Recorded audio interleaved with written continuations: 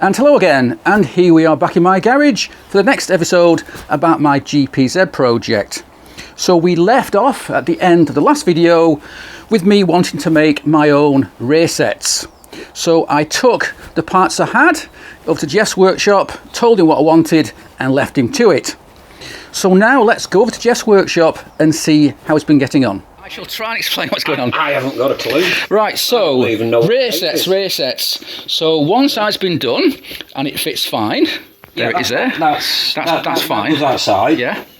And that one is for there. For the other side. Probably the further apart. Yeah. About there. And this is the gear change lever. Which that one will go. Which goes there. And there's the machined bolt that holds it all together. What we've got to do is make I found that's brass. Oh, it's just some bit of brass that was under there, and all I've got to do, it fits in there perfect. Yeah. So all I need to do is get it to the length, put a 10mm hole through it, face it up, and make. Yeah, I was lacking the bush because I've stolen it. To go between. Well, it's not actually a bush, but a spacer. Okay, because the bearing is. Yeah, it needs a spacer.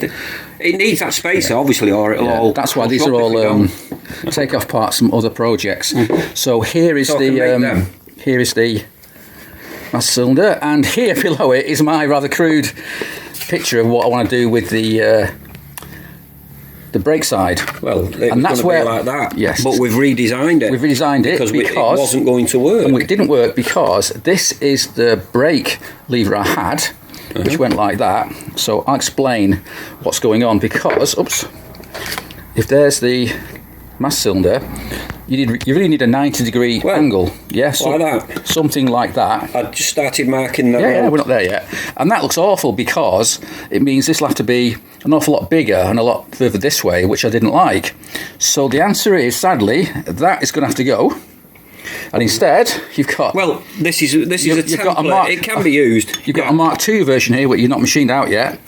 But this will be the new peg. Which will go somewhere there. Yes. And then that can go there. Yeah. And... Ooh! Yeah, so basically this is angled up by 45 degrees rather than being straight back. Ooh. What have you seen? Go on. Bloody hell. It'll be sorted out. Unless we go to something like that. Yeah. Mate, it depends where that's going to go. Yeah.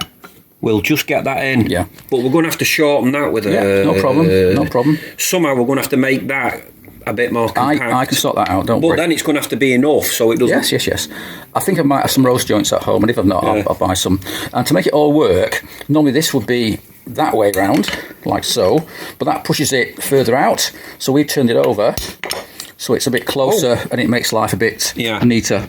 I don't want a huge big bracket. If we run out of room on here, all that we can do is make a piece that bolts to that and then bring it out because we do have to space it. Yeah. So we can, if it does have to come that way a bit more, we'll have to make another little adapter bracket. Yes, absolutely. It's more work, but nothing that we can't get around. Right, so have you now finished with this? I've finished with that, yeah. Good, because I can take it home and fit it on the bike and show people how it works.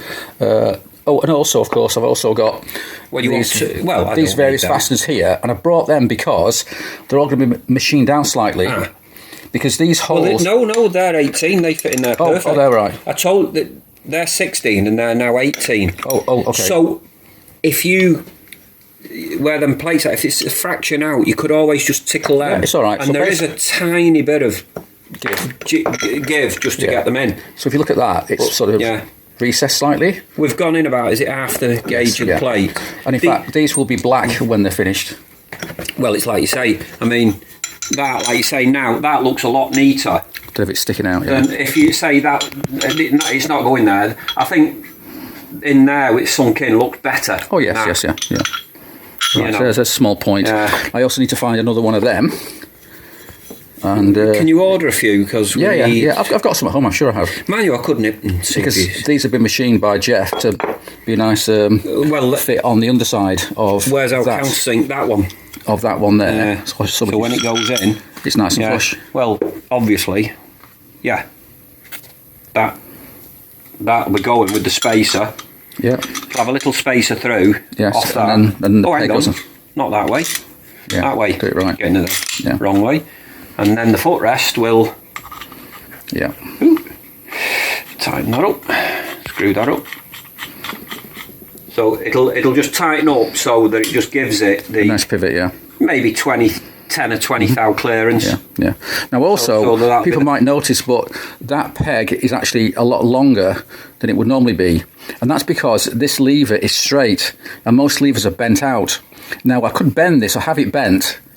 It needs a lot of force. Small bend there. Yeah. And then a small bend there. Well, we know a man with a hydraulic bender, so I could do that. What would look nice is if that was, say, the gauge of the plate out this way. It just adds. I don't know what it is.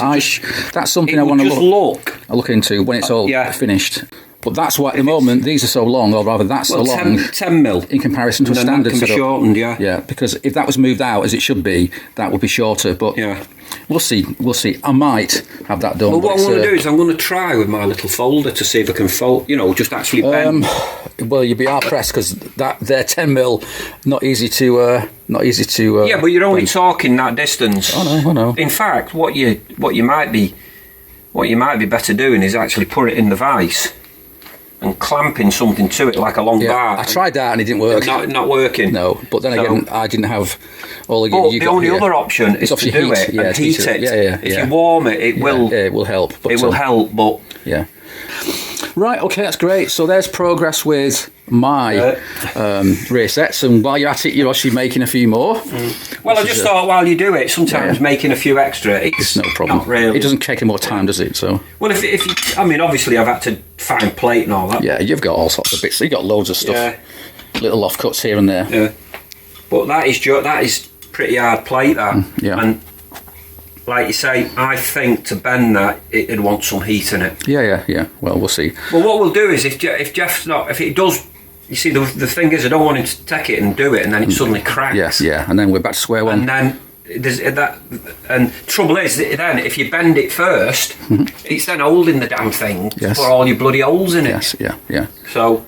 Right. Okay. So there's progress. So I'm going to take home the gear side and fit it on the bike so people can see what it looks like, and then hopefully next week I can come along and pick up the. Well, hopefully I'm not going to. I thought I could crack on and that, but we're less turning up. Oh yeah. There's been lots of other stuff going on, but no problem. But like you say, I'll get this. We can get these pivot. I was just going to machine your thingy as well. I've just got that piece of bar in there to machine your spacer. Oh, good. Okay. And then once I've done that, I can make the spacers for that. Right. Okay, so we'll carry on my video when I'm back at home. And now we're back home again, and it's time to do a quick test fit on this gear change rear set. Hopefully it'll fit okay, and we can cross that off the list. Now, of course, I still have to make the linkage rod to the engine and so on, but we'll cross that bridge at a later date. That shouldn't really be a problem. I've got some M8 rose joints somewhere, so that will be used, I think, or they'll be used. So let's have a look. I won't go in there. There we go. We got clearance okay. We're not touching anything we shouldn't, so that's great. Just a quick tighten down. Now, as you can see here, the socket heads are recessed about halfway in, about 5mm of this 10mm thick plate. Right, I'll just stop there for the time being.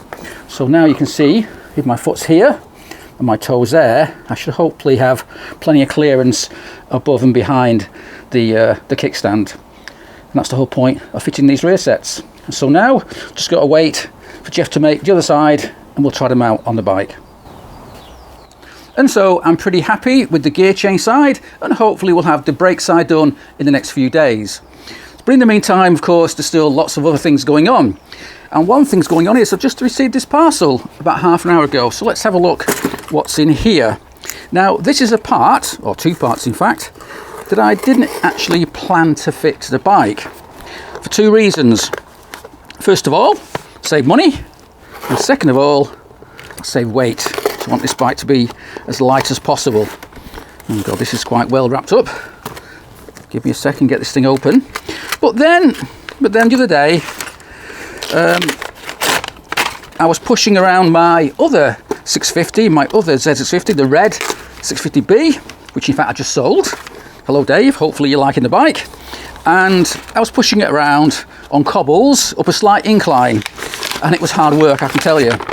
And it came to me that, you know, this particular part that I wasn't going to fit was coming in very, very handy at the time, and without it I think I'd struggle to move this damn bike around. So I thought, oh, I better buy a pair of these things because they could be very handy.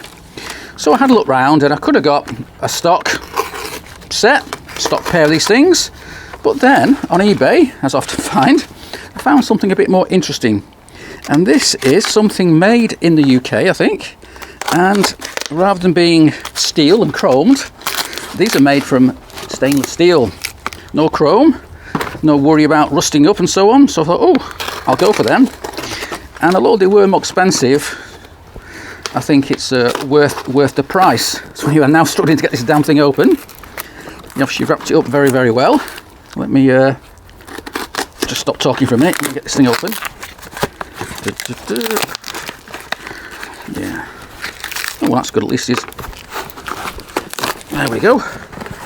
So what are these things I've bought in stainless steel? What I bought are a pair of pillion handles which go underneath the seat. And actually looking at these for the first time, these are really well made. Polished stainless steel, as I say, and we like stainless steel because it does rain a bit in England, it does get quite damp, and chrome often tarnishes quite quickly, where stainless steel doesn't. So a pair of these I think was about £70, whereas standard ones are something like, I think, 25 quid each, something like that. So it's not a massive difference. So I thought, yes, I'll go for this. So we'll get them on the bike later on. So that's all good news, but it's not all been good news in the last few days, because the last few days I've had some free time for the first time in a long time. So I've been busy doing an awful lot of stuff, and one of my aims was to finish the engine build for the bike. To that end, I dragged the cases into the living room, get everything laid out, and away I went. And things were going very well, and I was filming it, and everything's going really, really well. And I got to a point and I realised I'd made a very, very, very stupid mistake. And that really was just a nightmare. So let's go back in the house and I'll show you the engine, and I'll show you the problem that I caused myself and why it is such a problem and why I'm now struggling to get anything done. And so now here we are in my living room with the engine far from completed. And at first things went okay. The crank went in, new seals, new cam chain, new primary chain. Transmissions went in, that transmission's from a 750 now, not a 650, and so on. Then I moved on and I used Permatex sealant on the gasket surfaces, and then bolted the upper and lower engine cases together, torqued everything down, and everything was fine. I then moved on to fitting the sprag clutch. Oh god, and that is a bit of a nightmare, but I got there in the end. And finally I had to fit the shifter drum and the shifter forks. And that's where I fell down badly, because I had assumed those parts fit in a similar way to the bigger Z engines, which I've done before, but it turns out they don't. And you cannot fit the shifter drum and the shifter forks when the crankcases are bolted together. And it took me a while to realise that, but oh my god, I felt so bad when I realised what I'd done. So I had to unbolt the crankcases, separate them and start again. But that was easier said than done, because once I'd unbolted the crankcases, I couldn't get the damn things apart. They just would not move, and believe me, I have tried. And I think the reason is because I did reuse the locating dowels between the two crankcases, and particularly one of them was a bit beaten up, and I reckon it's maybe crushed or deformed as I've used them again, and now they do not want to separate. So I don't want to use too much force on this thing and damage the cases. So I'm going to move on, and I'm going to try heat. I'm going to heat up the area where I know that dowel is located, right at the front of the engine, and we'll see if that helps to expand things and free it up. Now, normally if this engine had been powder coated, that would be a nightmare because it would melt the powder coat. But this engine has been ceramically coated, which in theory, so I'm told, can withstand a hell of a lot of heat, like a flame level heat. So we'll see how good it lasts, but I will try and aim the flame inside the area where you can't see, hopefully anyway. So that's been a right nightmare. It's my fault. I didn't read the manual clearly enough. I just assumed I knew what I was doing, and guess what? I didn't. Although, to be fair, I've since gone back through this manual, and while it shows you pictures of the way it should be done, it doesn't actually expressly say this is what you must do or else it won't work. So I just assumed, oh well, I'll do it my way, you know, the way it works with the bigger Z1000s. But that was the wrong decision. So anyway, now I've got to fight and separate those cases. But that maybe involves using a flame. I'm not doing that in my living room in case I burn the house down. So I'll have to wait. I'll have to move everything out of here into the conservatory or into the garage and then give it a go. But this video is already quite long as it is, so that will have to wait until the next video. And fingers crossed I can sort it out without too many problems and get this engine built. And so for now, thanks for watching and cheers.